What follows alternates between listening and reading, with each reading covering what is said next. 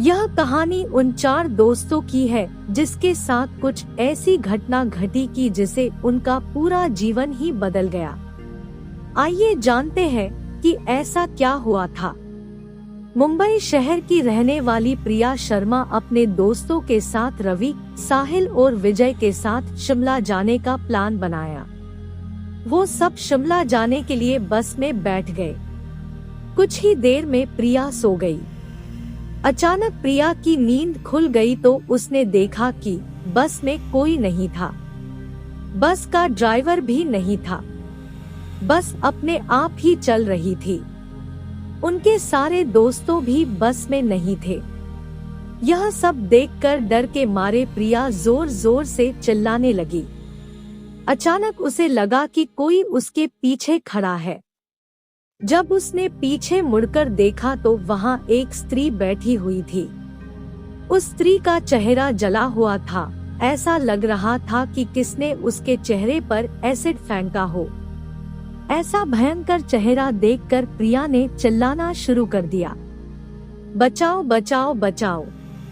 और अचानक प्रिया की नींद उड़ गई। वो एकदम डरी हुई और पसीने से पूरी भीग गई थी। पास में बैठे हुए विजय ने पानी की बोतल दी और बोला, शायद तुम्हें कोई सपना देखा होगा। थोड़ी ही देर में सब शिमला पहुंच गए और एक होटल पर रात बिताने के लिए गए। दूसरे दिन वो सब साथ में मिलकर होटल के पास वाले पहाड़ पे घूमने जाने का नक्की किया। करीबन आधे घंटे में वो सब पहाड़ की सबसे ऊंची शिखर पर पहुंच गए। वहीं से नीचे देखने पर घने लीलेछम पेड़ पौधे काफी सुंदर दिख रहे थे। अचानक साहिल चौंक गया और बोला, नीचे देखो कोई खड़ा है, लगता है कोई स्त्री है। विजय और रवि भी देखने लगे लेकिन उन्हें कोई दिख नहीं रहा था और बोले, तू पागल हो गया है क्या? इस घने जंगल में कोई स्त्री कैसे आ सकती है? तुम्हें शायद कोई भ्रम हुआ होगा। उसके बाद वह सब खुली जगह पर चले गए। रात होने वाली थी इसलिए वह सब ने पहाड़ पर ही रुकने का निर्णय किया। इसलिए उन सब ने वहां पर ही तंबू लगाया और खाने पीने के लिए सामान बाहर निकाला। प्रिया की बैग तंबू के बाहर थी इसलिए वह लेने के लिए बाहर गई तो वहां पर उसे किसी की आवाज सुनाई दी। प्रिया उस आवाज की और अपनी नजर घूम आती है तो उन्हें सामने से कोई 3 आदमी आते हुए दिख रहे थे। उनके हाथ में धारदार हथियार देखकर प्रिया डर जाती है और दौड़ के तंबू के अंदर आ जाती है। उसने अपने दोस्तों से भी यह बात की लेकिन कोई उसकी बातों पर विश्वास नहीं कर रहे थे।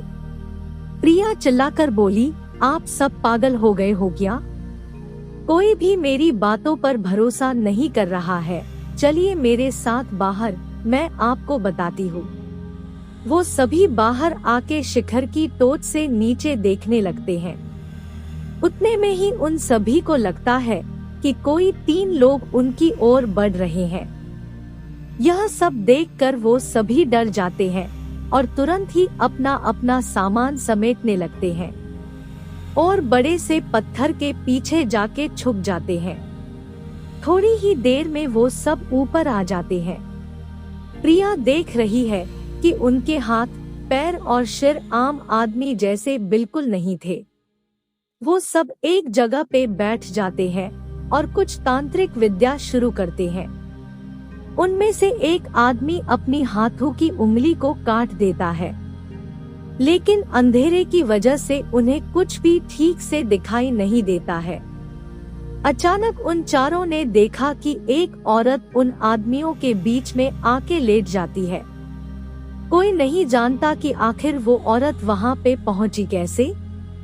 प्रिया ने कहा, मुझे कुछ समझ नहीं आ रहा है, आखिर यह सब हो क्या रहा है? मुझे बहुत ही डर लग रहा है। एक के बाद एक वो तीनों उस औरत को सूंघने लगे। वहीं पे अचानक उस औरत ने अपनी उंगली उठाई और हमारी तरफ इशारा करने लगी। हम सब डर गई। वो तीनों उस औरत को छोड़कर हमारी ओर बढ़ने लगे। हम सब पहाड़ी से नीचे होटल की ओर दौड़ने लगे। हमारी आवाज सुनकर वो तीनों हमारी ओर दौड़ने लगे। प्रिया और साहिल सबसे आगे थे और विजय और रवि उनके पीछे दौड़ रहे थे।